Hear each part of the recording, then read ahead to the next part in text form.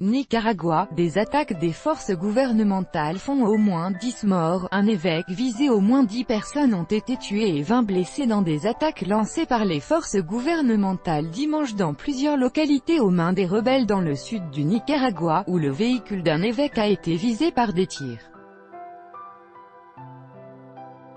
Il s'agit des derniers épisodes en date dans les violences qui secouent depuis 3 mois ce pays, le plus pauvre d'Amérique centrale, et qui ont au total fait au moins 282 morts et quelques 2000 blessés.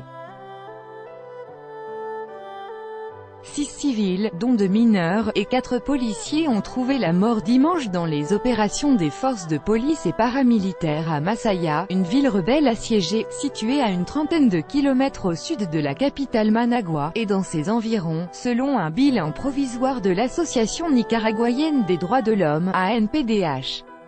Les localités de Niquino-Homo, Catarina, Diria, Diriomo ont notamment été visées. Des habitants ont raconté que ces détachements avaient fait usage de pelleteuses aux premières heures du jour pour y détruire des barricades, attaquant leurs défenseurs. Ils vont détruire la cité de Masaya, elle est totalement encerclée, a dit à l'AFP Vilma Núñez, la présidente du Centre nicaraguayen pour les droits de l'homme, CENID. Nous sommes attaqués par la police nationale et des auxiliaires de la police armée d'AK-47 et de mitrailleuses dans notre quartier de Monimbo, dans le sud du département de Masaya, a, quant à lui, déclaré Alvaro Gomez, un habitant. Nous résistons avec des bombes artisanales et des pierres, a-t-il ajouté. La situation est grave, nous devons ouvrir un couloir humanitaire pour évacuer les blessés, a pour sa part affirmé Alvaro Leva, le secrétaire de l'Association nicaraguayenne des droits de l'homme, intercepté par des paramilitaires. Par ailleurs, des paramilitaires ont ouvert le feu sur le véhicule à bord duquel se trouvait Monseigneur Abelardo Mata, un évêque nicaraguayen qui se dirigeait vers Masaya, ont déclaré des responsables de l'Église catholique, selon lesquels il est sain et sauf. Monseigneur Mata, très critique envers le gouvernement de Daniel Ortega, est l'un des 5 dignitaires de l'Église qui assure une médiation entre le gouvernement et l'opposition au Nicaragua. Il a été intercepté par des paramilitaires qui ont saccagé sa voiture, ont brisé les vitres et ont voulu la brûler, a affirmé l'assistant de l'évêque, Roberto Petre.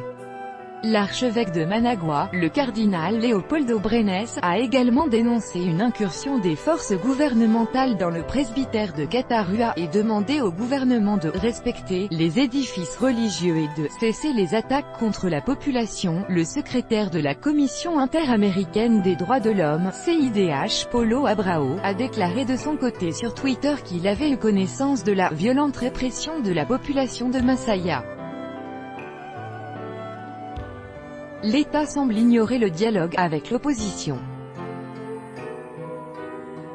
Des manifestants près de Managua, au Nicaragua, demandent le départ du président Daniel Ortega. Le 15 juillet 2018, Copyright AFP, Marvin Recinos. Avant les attaques, plusieurs organisations de la société civile avaient quitté Managua pour se rendre à Masaya dans une caravane de la solidarité, mais ont fait demi-tour 10 km avant d'arriver en raison de la présence de paramilitaires, a affirmé le leader étudiant Lester Aleman.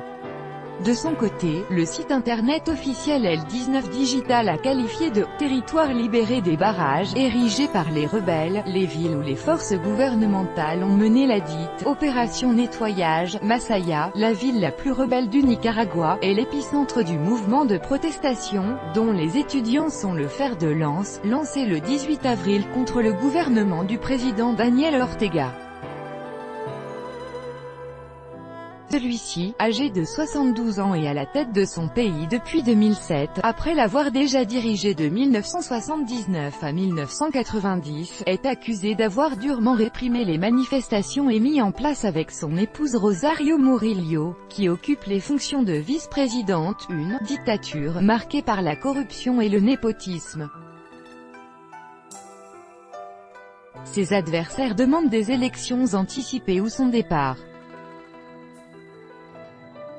Dans la nuit de vendredi à samedi, 2 jeunes avaient été tués durant une violente attaque menée par les forces pro-gouvernementales contre une église de Managua, où quelques 200 étudiants s'étaient retranchés. Nous avons été témoins du manque de volonté politique du gouvernement pour dialoguer sincèrement et rechercher des processus concrets qui nous conduiraient vers une vraie démocratie, ont affirmé samedi les évêques catholiques dans un communiqué.